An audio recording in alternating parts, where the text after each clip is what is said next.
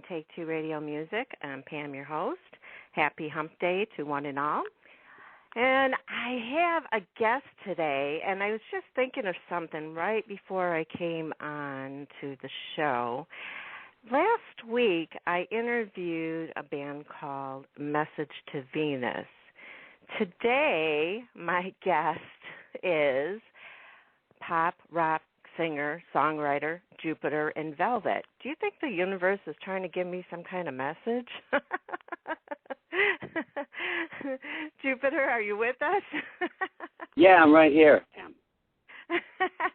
So what do you think about that? Last week, Message to Venus. Today, Jupiter in Velvet. What's going on? You have the universe on your mind. I think so. I have no idea why. I thought maybe they're trying to give me a message. Yeah, I've seen, like on different websites like Rebirth Nation and other places, I've seen more and more bands using those types of names, you know, that are invoking ideas or pictures of the stars and the universe and things like that. So I like it, you know. I do too. It's different, and you know, it's getting your music way out there. Yes, exactly, way out there. That's what you want to do. You want to expand your audience. So. Right. Well, welcome to the show, and thanks for taking the time out of your busy schedule to join me today. Oh, thanks for having me. You're very, very welcome. Well, let's start out. I always do a little bit of digging into the background of my guest, going a little bit back in the time. And I'd like to have them tell me, all of us actually, when you became interested in being in the music business or being in music. I was always interested in music from the time, excuse me, I was very young. But in my family was like a family of music lovers. You would hear, my dad played jazz, my older sister played like heavier rock and blues, and my next older sister played more pop rock, and the other one played, you know, some other styles. So as you walk around the house, you hear all these different genres and time periods of music, which became, you know, which I loved. I loved all of it. Kind of all became jumbled up in my head as I was growing up. I'd be riding my bike up the hill to go to a friend's or the Dairy Queen or whatever, and I'd be making up songs in my head, of course, which I never could remember later, but it's just right. was always a part of me. I started playing drums in fourth grade, and I joined my first band in fifth. So I played in bands since I was very young. Wow. Yeah. That's amazing. That's really young to be in a band. Was it your really own young. band? Well, it was someone else's band, and he wanted I don't know. I'd never really played even a drum set because I was like taking lessons and in like school band, and he didn't like his drummer. He was this guy who was a friend. He was a little bit older than me, and he taught me some stuff on the drums, and I picked it up like very quickly because I seemed to have natural rhythm. And before I knew it, we were like opening up for, you know, some other like high school bands and things. It was just really strange to me, you know. But you know, it was kind of natural too, and I enjoyed it a lot. You know, so I did that for a lot of years, and then I think in high school I fell out of music for a while, and then later in college I got back into it, picked up the guitar and taught myself how to sing, and just started writing the songs like right off the bat. That seemed to be the most natural thing for me to do, and went through all kinds of bands and ended up at Jupiter in Velvet. So, well, I have to say, I believe you were born to be in music. I don't think you had a choice. No, I really don't have a choice. You started out so young, and everything came naturally to you. So. Yeah, well, it still takes a lot of work, but music is definitely my passion and the thing that's the most natural to me. It's like, you know, if I veered away, I've always come back to it, and it's music like defined my day. I'd be listening to different type of music at different points of the day, like all day long, to motivate me and lift my mood and you know, set me up for whatever I was going to do. So it is definitely in my heart and my soul. Definitely. And your family had a big influence on you, too, with all the different music that they played all the time, which, you know, kind of combined which makes your music, because you don't have a certain genre of music. I mean, you just play music, and it can cross all of those different genres, which is a good thing. Yeah, people have a really hard time putting a finger on my music, which, to me, I don't think like, oh, I'm writing a pop song or I'm writing a rock song. Right. I don't think of any of that. But then later on when I get reviews, I get these really interesting analogies of what my music sounds like, or what this song, or how people define me. And it's kind of fascinating because I don't see it like that, and it's interesting to see how other people see it. But, yeah, I get that a lot where people go, they basically say, they describe my music as just being really unique, And if they hear one song, they'll say it's pop, and if they hear another song, they'll say, oh, he's rock, and it just goes on and on. Right. Yeah, that's really how I think music. I think we're always trying to define things in a way that we can, understand them, and people put labels on things because it's easier to understand. But, music, I don't think there's really any limit on music on what we do unless we limit ourselves. So, but that's very true. Yeah. That's very true. And music was, defined by genres from many years ago, and people grew up with that, and they're just used to doing it. But I think nowadays you see more and more of this, where it's not committed to one genre.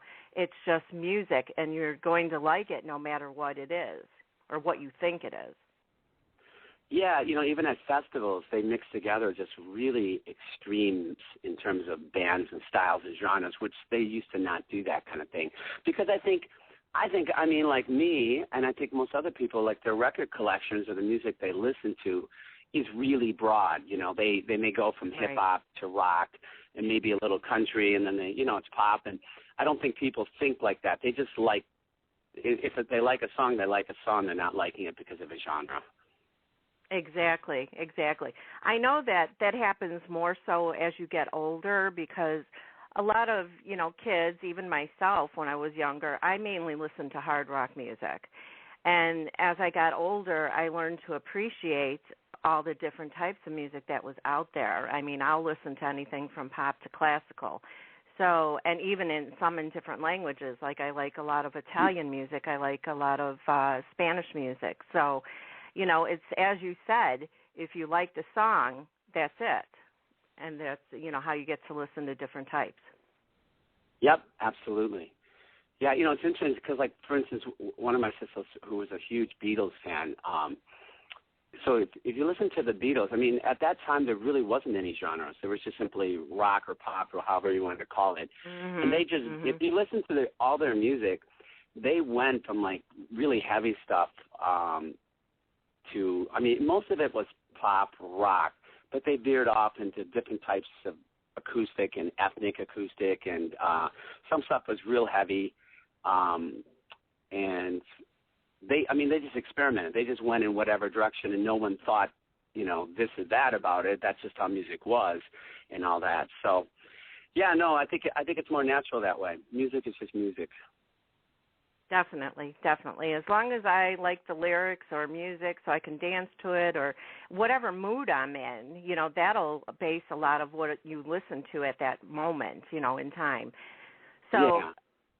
I love it no matter what it is, no matter what genre or not genre it is. As long as I have music in my life, I'm happy. And I think that's how most people feel about it.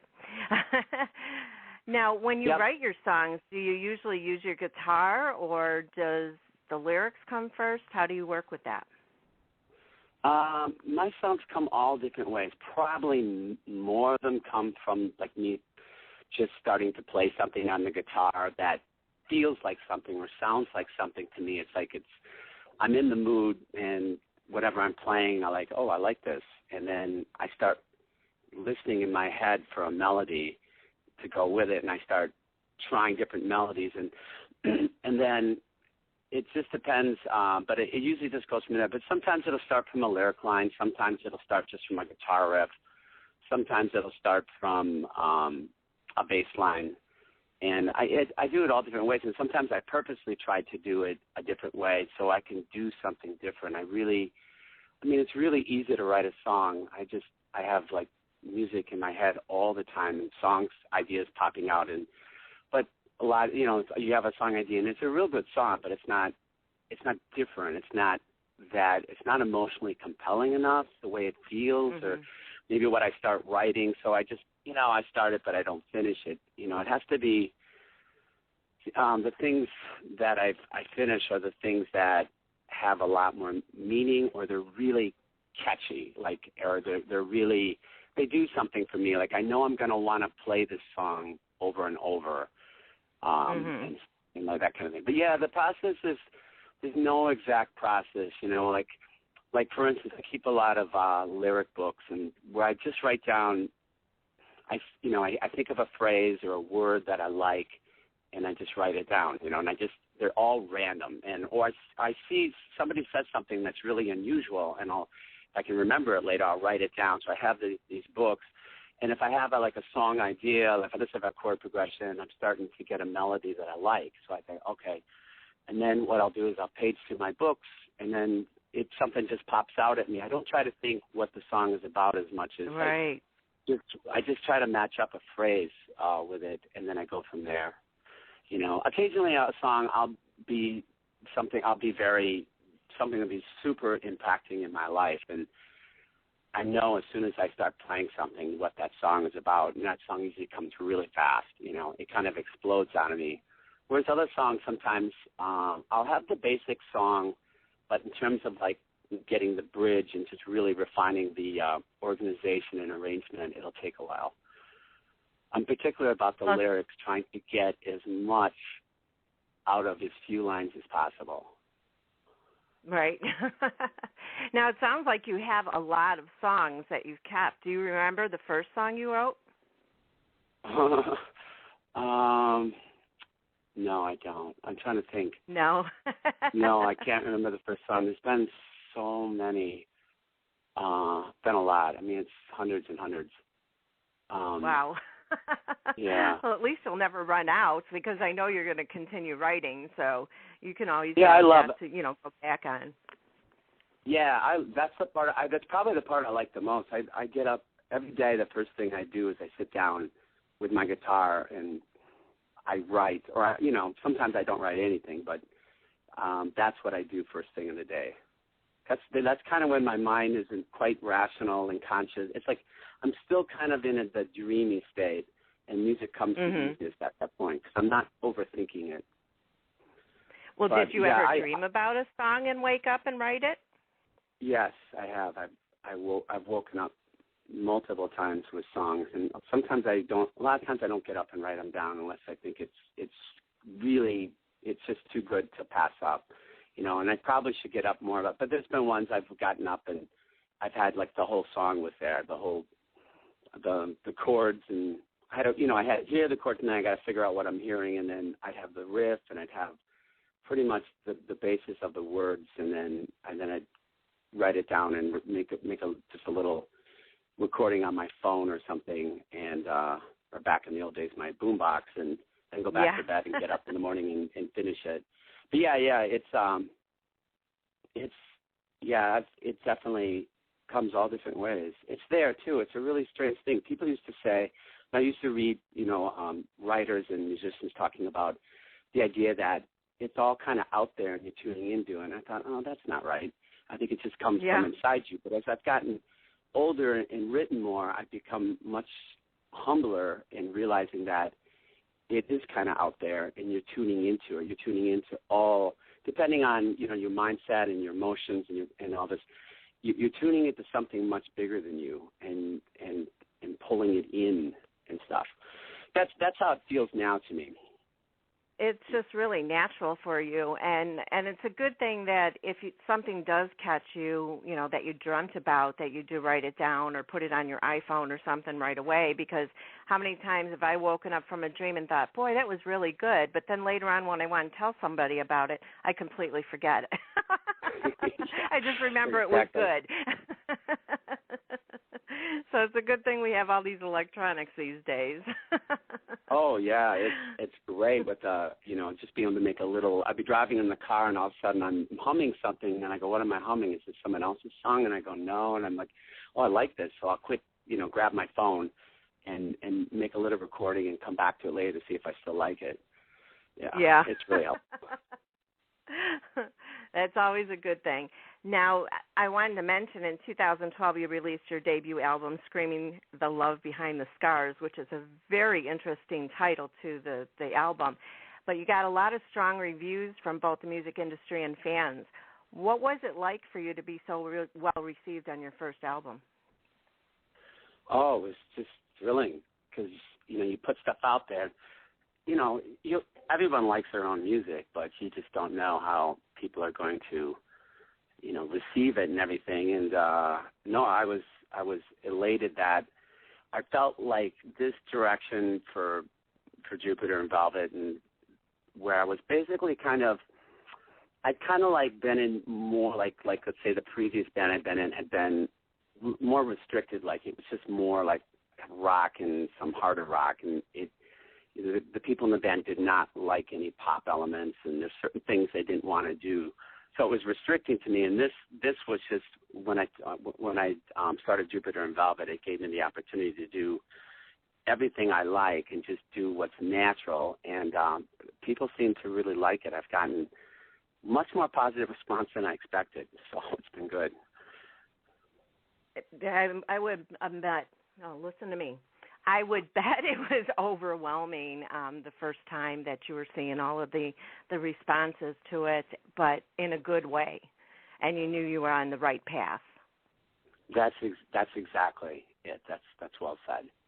Yep, I was on the right path, and I just needed to stay true to myself and just keep working harder to get better at my craft, and of course, promote more. So definitely, and promoting.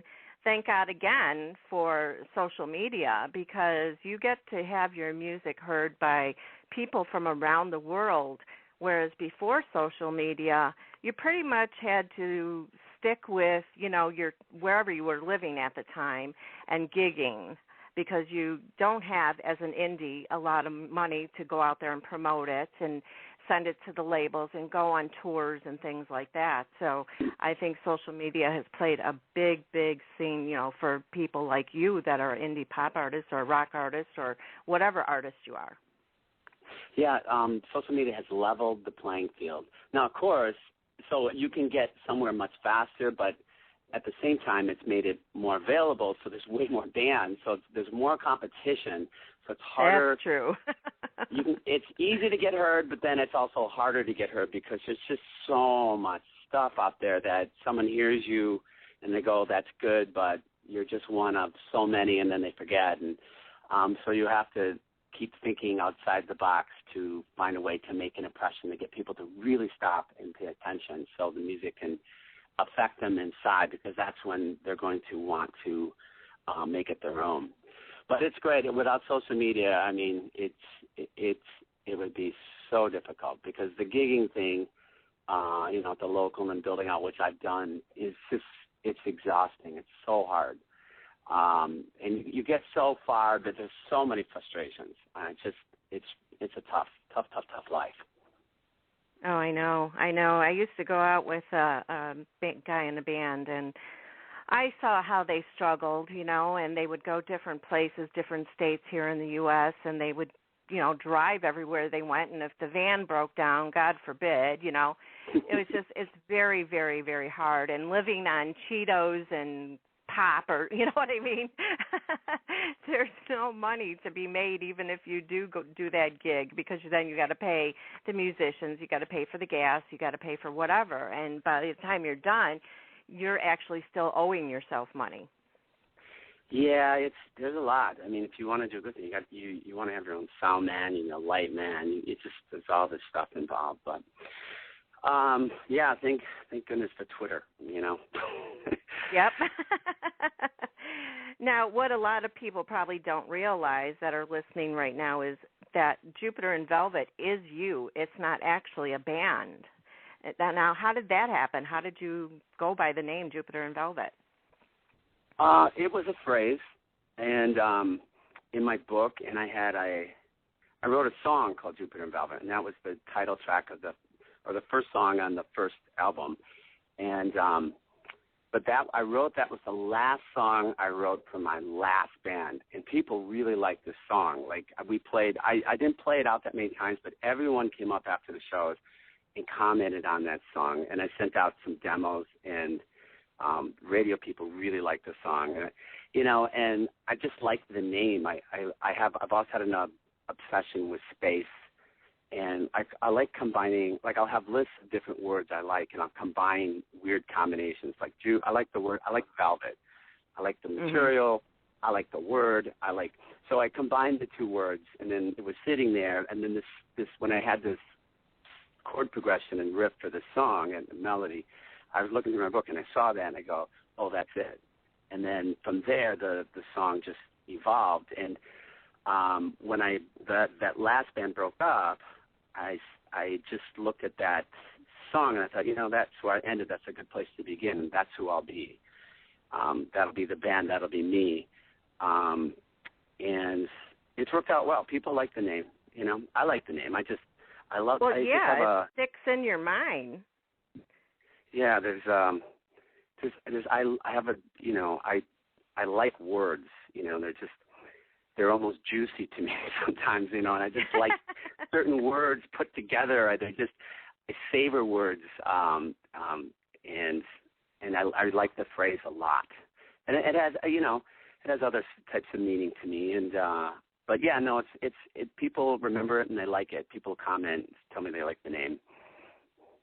Definitely. Like I said, it sticks in your mind. It's a band, a name, or as a solo artist name. It gives you interest to find out who is behind that. What's the music about? That's what first catches you is the name. So you did good there. Oh, thanks. You're welcome. Now, when you go to do a gig, is it you with your guitar, or do you have a band, or a little bit of both? Like pickup guys that are musician friends or something? Yeah, originally, the whole project started, when my last band broke up, I just decided I needed to remake myself and just have a new setting. So I went to the UK, to London, and just took up shop there and started writing and started meeting people. And I really liked the music scene over there. It just seemed to fit me well.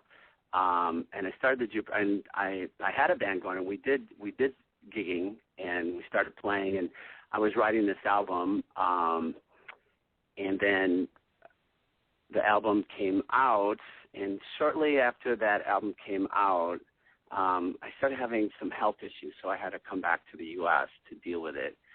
So since then, I haven't played out, but I'm healthy again now, and I'll be going back in September to shoot a video, and I'll be working on putting together a band again because I really want to get out and play.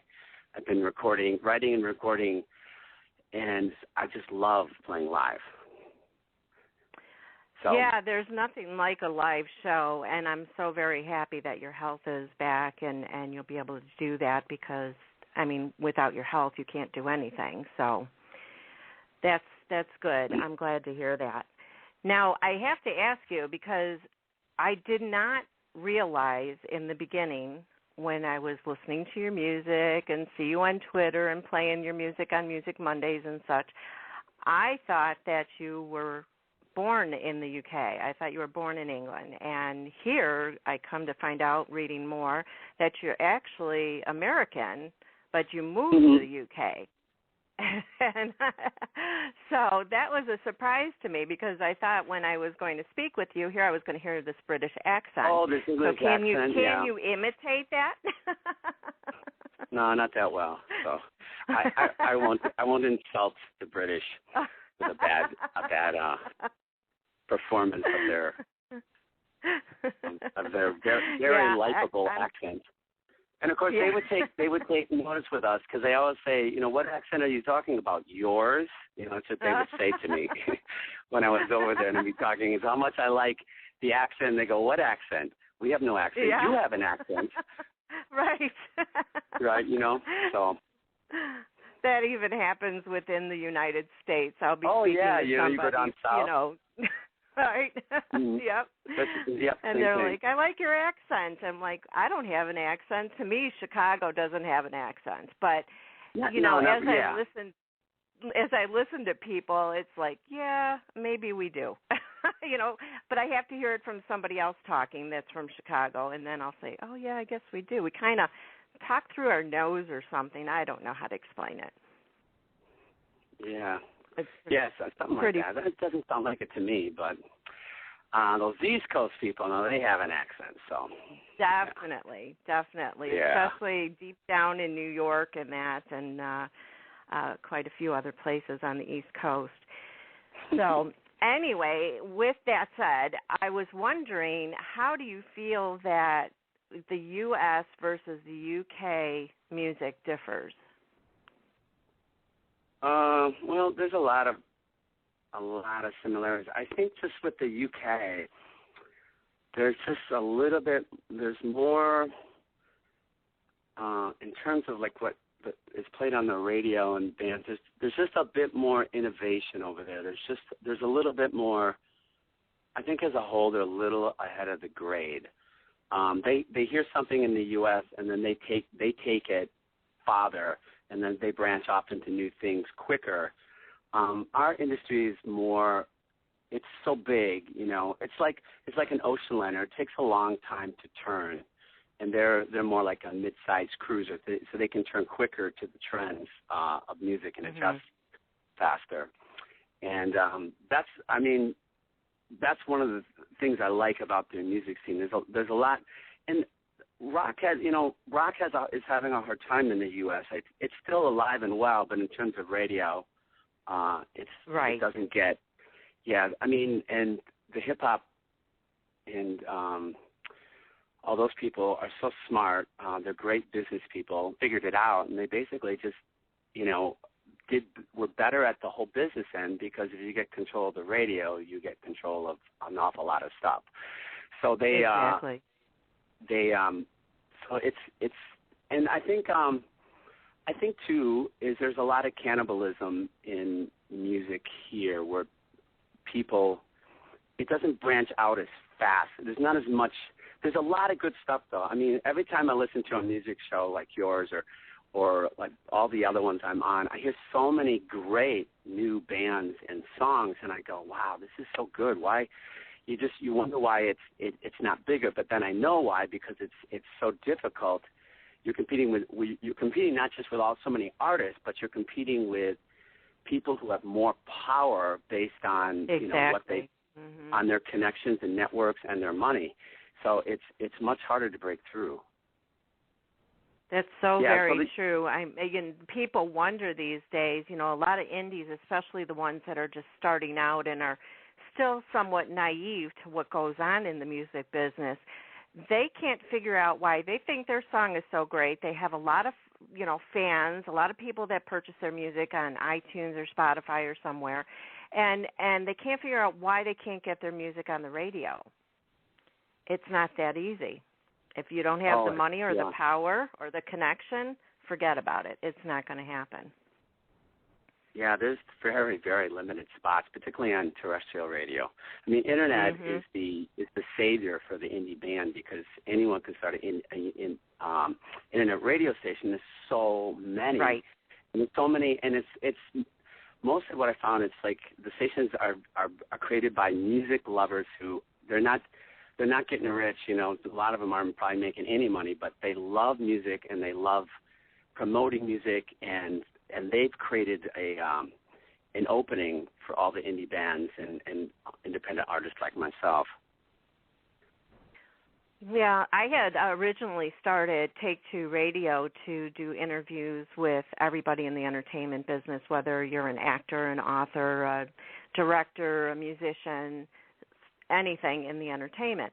And I was getting so many requests from indie bands to play their music or do an interview that I branched off and did this show, because my first love is music. And if I can help in any way at all get somebody heard that I think should be heard and other people do, then that's the least I could do for them.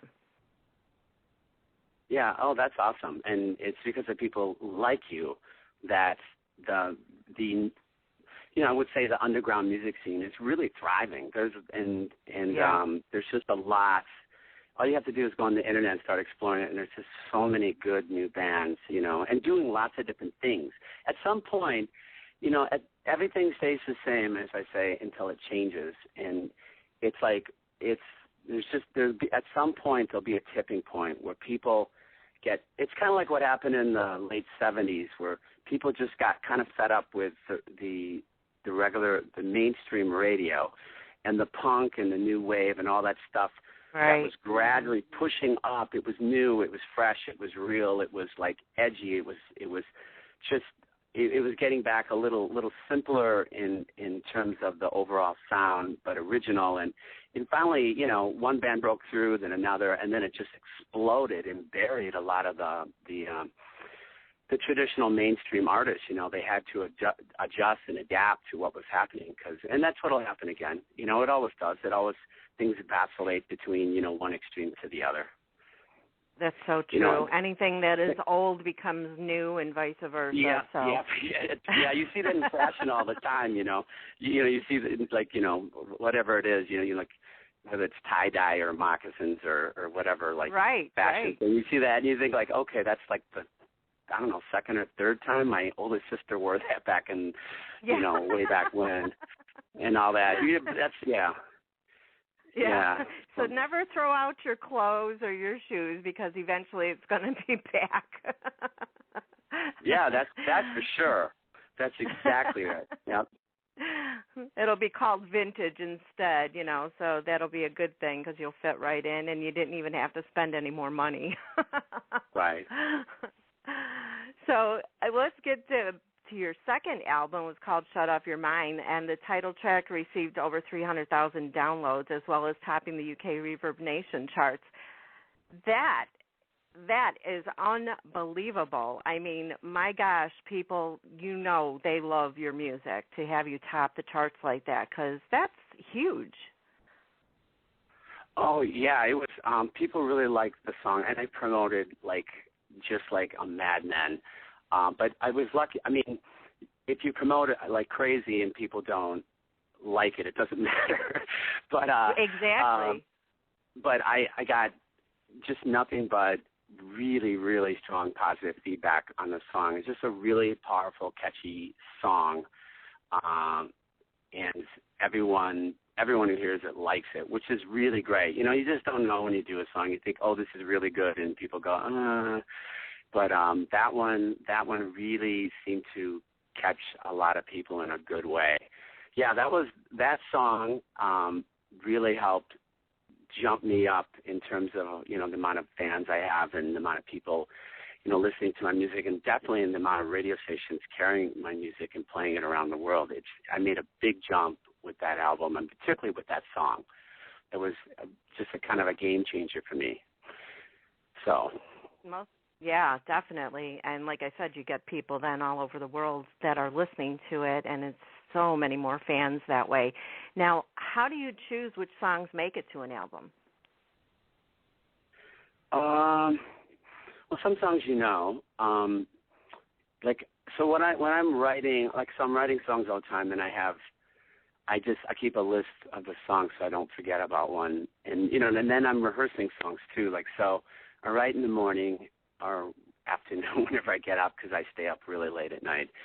And then later in the day, I rehearse, and I rehearse, and I kind of play whatever I feel like. I'll play some covers, I'll play this song, that. But I have certain new songs, particularly when I'm working towards an album, that I practice every day, because I'm getting a real feel for the song. I'm getting it down and developing my voice for it, and then getting to see how much I really like this song. And also, as I play it more, it's kind of like it gets into, my veins and my brain and everything, and I start to hear the arrangement in my head, and I can start to tell, oh, this is going to be really good, because I have this riff, I have all these hooks.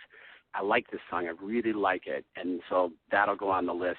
And then I'll have other songs on the list that maybe I'm not sure, and So I'm going through this whole thing, and then I always have certain songs maybe I wrote 2 years ago or 3 years ago that I'm just waiting, and I'm going to pull that song. On this, the first single off this new album, She's So Sugar, was written 2 or 3 years ago. It was a little while ago, and I've had that, and I knew it was a good song and very hooky.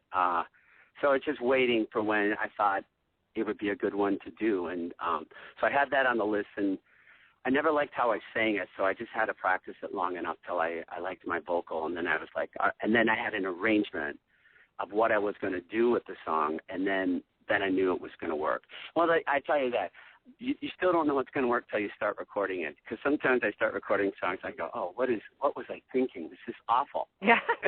You know, and then you work and work and work on it, and sometimes all of a sudden as you're working on the recording and you're fixing things and rearranging in different parts, and then all of a sudden it clicks, and you go, oh, it works. And other times you go, well, it's good, but it's not quite what I thought. So then you kind of put that one on the back burner and all that. So, yeah, I keep lists of songs. I like everything, and then I have a list of the songs I for sure want to record, and that list changes. It keeps changing, because one of the songs on the new album called Simplify the Meaning, I wrote it like very close to the end of the album, but it so much captured my feelings, and I thought it was just a really unique song. I liked it. I thought it had some really good elements to it that I just decided to record it, and it turned out good, and so I put it on the album. You know, that'll happen with an album where I'll do something like right at the end that's just so much where I'm at that I want it on the album, and it works. I like it. But, yeah, it's tough. There's a bunch of songs I was for sure going to record for the new album, and I ended up not because they weren't good, but I just didn't think they fit, you know. And I'm trying to, like, with the album, I think you probably agree with this, like you have songs that are going to catch people on the first listen, you know. They have just that impact, and that they're that much out front. But then you have other songs that are going to catch people on a couple more, like 3, 4, 5 listens, and they all of a sudden you get the song and you go, oh, wow, I get this now, you know.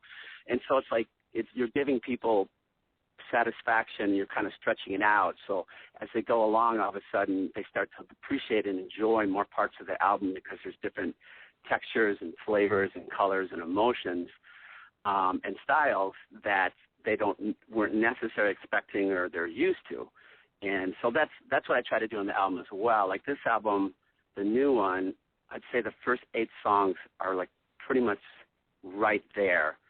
And then the last 5 go off in all these different directions. So, you know, so like when you think all of a sudden it just turns, the album turns, and I do it on purpose. So it's like, then all of a sudden you don't know where this album is going anymore, and it finishes on a good note. But I thought I liked it in that regard. It's interesting, and there's more things to discover as you listen to the album longer. Well, that's great, because, you know, you don't want to stick with just one thing sometimes, you know, over and over and over. So you're giving a surprise to the listener, and then they become a fan of everything you do, not just one type of song. Yeah, that's very true. And because I dabble in so many styles, it never gets boring, I should say, you know, as you're listening to one of my albums. So. And for our listeners, the next album is called Glitter on the Sun, which releases next month. Now, I saw 2 different dates. What date is it on that you're going to release that? It got pushed back. We're pushing it back to the 23rd because, 2 reasons. One is that, the actual production of the CD got held up because of some problems with the artwork and stuff. And then also I'm going to UK in early September, to shoot a video. And the video for that song was to coordinate with the release of the CD. And so the release of the CD was going to be early September, but the video won't get done until at least the middle of September. So I wanted to coordinate those 2. So I bumped up the second single, which was going to be the 3rd single, called Bring Me Back to Life, which is the song I gave you. So that's coming out in a couple weeks. Yes, I want to say I'm anyways, so very honored that you offered that to me, that I get to play it. Nobody's heard it, and it's not been released. That's so exciting. Oh, good. I'm glad. I make the interview a little bit more unique. So, yeah. So, anyways, that's why it got pushed back and everything. But lots of stuff still coming out. So there'll be a lot of singles released on this CD. Now, do you produce your own albums, or do you work with a professional producer? No, I've done everything myself. Wow. And you're good. You are good. Yeah, and I'm getting pretty good. It's kind of natural for me. I mean, when I recorded with my other bands in studios, I was always the one who was there for everything, and I was there involved in the mixing. And we would do demos,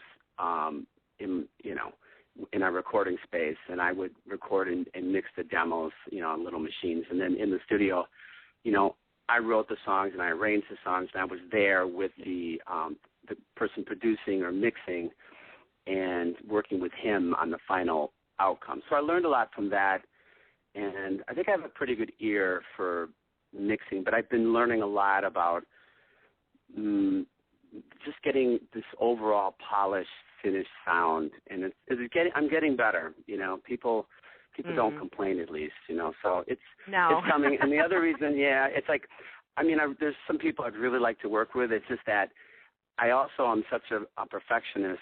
I'll redo, I might mix and mix and mix and mix, and I just couldn't afford to go to the studio. It's just because, you listen to something and say, oh, it's good, it's done. And then 2 weeks later you listen to it and you go, oh, wow, what was I thinking? This is too loud and this doesn't, And then you go back and I'm doing this. I think on Jupiter and Velvet, because I was having problems with the bass, and there's just things, I must have mixed it 35 times. I don't know. Oh, my God. I was losing my mind. I was thinking I have to stop. But I kept listening to it going, it's not right. And I couldn't, to go back and do that in the studio, I'd be in debtor's prison. So, thank God for Pro Tools and those things. Someday, though, but, I appreciate the compliment. It sounds good. And someday I'll get in there with, there's some producers I really would like to work with, and we'll see how it happens, Yeah, but with you doing everything on your own for so long, that might be kind of hard to transition to over. You'll find out once you get in there. Yeah, I think I'm someone who's very workable. I'm very perfectionist. Yeah, and I have very strong opinions, but I'm open-minded to things too. I really listen to people. I do demos, and I'll play it for some people, and someone will make a suggestion, I've made changes based on people's suggestion, like oh, you should just repeat that line at the end of this chorus, and I go, what? Are you kidding me? Yeah. I'm like, I don't want to change this. This is done. You're thinking to yourself, oh, why are they doing this to me? But then as I listen to it, I go, wow, that's a really good idea. So, and then I go back and make the change and stuff. So, because I like how music sounds to people who aren't musicians, and that's the people I ask who just like music and get their opinion on stuff. And sometimes you just get really great suggestions. Oh, it's really good, but it just needs this, or this isn't loud enough, or whatever. And they're hearing it from just a non-musician point of view, because musicians sometimes you're not hearing the whole thing sometimes. So I do that a lot, and it's really helpful. Yeah, well, just, so you're aware, because I've told other people this that are perfectionists that are in bands, and they want to do things over and over because they think something is just not right and they have to fix it. Us as fans listening to the music, we don't hear those things that you hear. Yes, I know. It's like when I first played out, in my first band where I was playing guitar, and I made a couple of mistakes, and to me, it was kind of like someone just put a huge spotlight on me with a big neon sign saying, mistake. And I said something to my sister who was at the show. I said, she said, it sounded so great. I said, yeah, but I made some mistakes. She goes, where? I'll go with this song and this thing. She goes, I didn't hear anything. It sounded really good. I go, really? Yeah. Yeah, and you just kind of notice that the little mistakes go by so quickly that people don't pay attention. So, that was helpful. I know, but on recording, the thing about recording, so it's kind of there forever. So it's like, And you want to be able to listen to it and just enjoy it, like the music that that I like of other people's. It just sounds so good. For all I know, there's a mistake in there, and I'm just not hearing right. it. Or there's something in there that they didn't like, that could be. I know I heard Joe Perry talking about the guitar work on Dream On, and he hated the guitar work. And I thought to myself, I like the guitar work. It's perfect. It sounds so great. And he was like, oh, I hate it. I wish I could have redone it. It's just that, so it's probably something like that. Right. Exactly. As we hear the music, and especially when you're live in concert or on a gig or something like that, we're so into the music and so into the moment, there is no way we're going to notice if you make a huge mistake unless you stop singing. Yeah. And stand there and go, oops, I forgot the words. But people have done that. Artists have done that, and we just laugh along with them, and then they start again, and everything's all good. Yeah, no, it's just, when you're playing live, the show must go on. That's the motto. It. You just keep going. Now, if you could give advice to 16-year-old Jupiter from Jupiter now, what would you tell him? Well, I don't know. My first instinct would be to tell him, learn, just start learning guitar and doing this and doing that. But I think, one of the things that makes me who I am is all the different things I went through and all the failures I had that led me to this point. So other than, maybe, really doing more, I don't know, there's certain things, there's just little things, I guess, but, your life is kind of the way it is because it's the way it is, and it's kind of there for a purpose. I guess you are who you are because of everything you went through. So I think this is success. Yeah. I think this Jupiter and Velvet is successful because of all the hardships and the failures and the limited success I had before helped make me the artist that I am now and everything. So, we'll see. We'll see where this ends up, and then I'll think again if I want to give young Jupiter more advice. So That's good. I like that answer. So since you were so kind as to bring me back to life to play today, before I let you go, would you tell us a little bit more about that song? That song happened really fast. It's just every once in a while. It's like I'm a person. I have a lot of emotion. I'm a very emotional person. I'm just bubbling over inside, and I'm a Cancer. We're very expressive, emotional people, and that song just It's been it's been a very challenging year to understate the last year, and it's more of a song with more of a spiritual undertone to it, so what's the best way to say it? You're calling out to, basically it's a song calling out to God to say,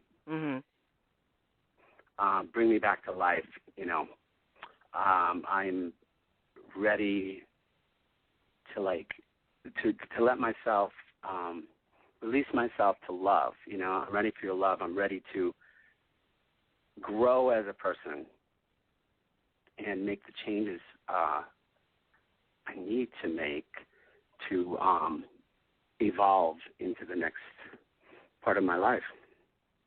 I guess that would be the best way to say it. Wow, that's deep, but that makes a great song. Yeah, everyone likes that song. That's heard it. So musically, it's a really interesting song, because you write the song and you go, "This is a good song," and I feel it really deeply, but then you still have to come up with an interesting arrangement, so it's just not. It catches you, and it's just. That's one of the things I like about recording. It's like you just get inspired and you do things. Sometimes they're random things. Sometimes things end up in songs that were mistakes, but it was a really good mistake. And in this case, it's just the moment that I had the inspiration I had when I was going to do the song, just it worked. You know, you did something and you left the space at the beginning of the song and you decided on some sound I had, and then I just kind of like, it just kind of went one foot after the other, and then all of a sudden I go, wow, this is really good. Or at least to me, it sounded really good. It sounded kind of unique. So, yeah, I'm really happy with it. Well, even though, you know, the song is about your personal journey, it makes it relatable to other people that are going through maybe something similar. Well, yeah, I hope so. I do try to write in a way. The songs are mostly personal. I mean, I also draw from people around me. Like, I'm always paying attention to the people that are around me and what's going on in their life. And then if it's an interesting story, I take that story and I start to find things in my past that can relate to that, so I can make that emotion mine and that story mine, but I'm writing off someone else. But I also try to, like, look at the song from the point of view, too. Can anyone get anything out of this song? Can they relate to it? So that's another criteria I use sometimes when I'm going to record a song. Will anyone care? You know what I mean? Like, sure, this means a lot to me. Well, does it sound, does it, like, catch people's attention? Is the song about something that other people can relate to? So I hope so. You know, that's what music has done for me. Well, I definitely think you did it, especially with this song. And, I mean, when somebody like me sits down to listen to music, it all depends on the mood. And sometimes I listen to music because I just want to dance in my seat while I'm working or something, or I want to think of something back from my childhood, so I'll listen to older music, or I want to think of my mom who's passed, and I'll play some of the music that she loved. Or I'm in a bad mood and I want to get in a good mood, or I feel like crying but I can't cry, so I'll listen to a sad song and then get it all out. So music does a lot of things for a lot of people, and I thank God for people like you that can do that for us. Oh, well, thank you so much. You're very, very welcome. You're very welcome. And I want to thank you so much for joining me today, Jupiter. I wish you all the very best, and please keep in touch. And if you make it to Chicago on tour, please let me know so I can come and see you in person. Oh, absolutely. You'll be the first person I contact about that. And just let people know they can get more on my music and info at my website at www.swishturners.com. So I definitely will, and also follow Jupiter on Twitter at JupiterIsVelvet. Did they have somebody already take Jupiter in Velvet on there that you put is? No, when I started Twitter, I was just so aggressive and overdoing it that they kept, like, thinking I was using, you know, I think it's bots or something. Damn it. Yeah. Yeah. And they kept suspending Jupiter and Velvet because Jupiter and Velvet was just too ambitious. So then it finally got to the point that I just had to start a new website. So so Jupiter and Velvet is still in jail on Twitter. I had that happen to me, too, when I started out my show, so I know exactly what you mean. Jupiter and Velvet on Twitter was a bad boy in their eyes, and it didn't matter what I did after a while that I was like, no, you go back to the corner, Jupiter and Velvet. Yeah. So then I just started over with Jupiter as Velvet, and I figured out what I needed to do so they would stop reprimanding me for being an ambitious artist. Yeah. Yeah. And when you go back to them, when they put you in timeout like that, and you go back to them, and they, you know, you say, listen, I'm, you know, a musician. I'm just trying to get my music out there, and they'll come back and say, these are our rules. You have to follow them. And then they let you out of jail, and then you do it again, and then you do it less, thinking that it's not as much as before, but then they put you back in there again. So yeah. I can understand starting a whole new one. Now they're looking for you to do, like, you know.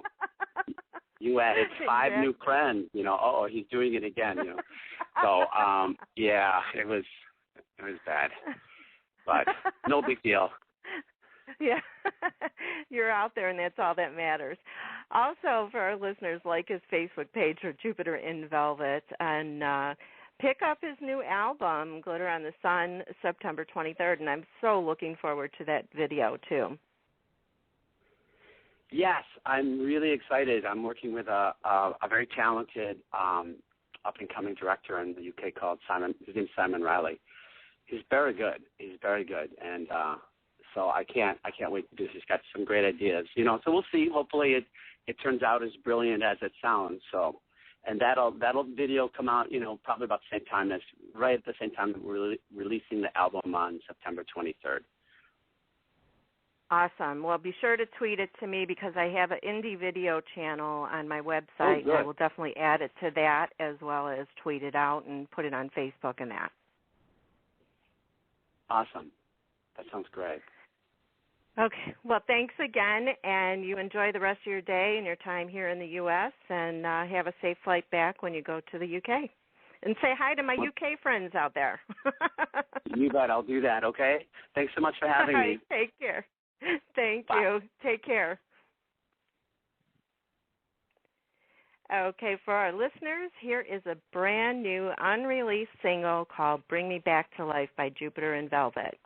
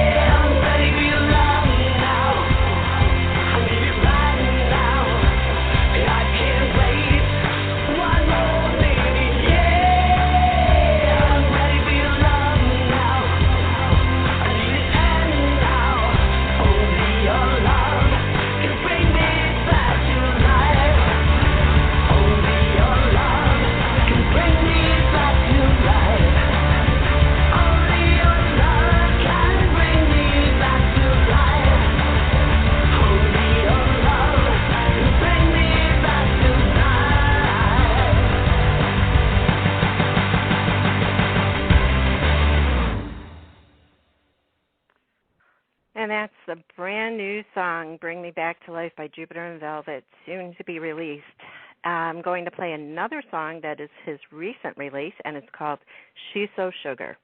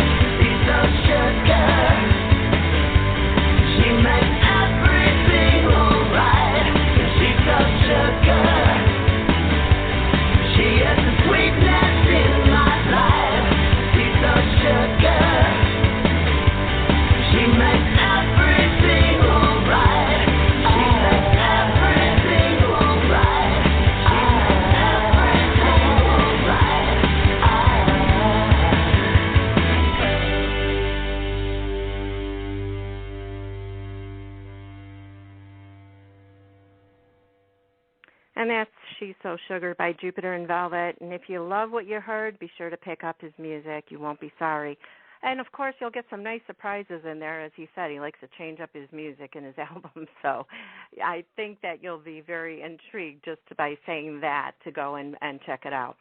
I want to thank my guest, Jupiter, for joining me today, as well as my listeners. And I will see you again on Monday.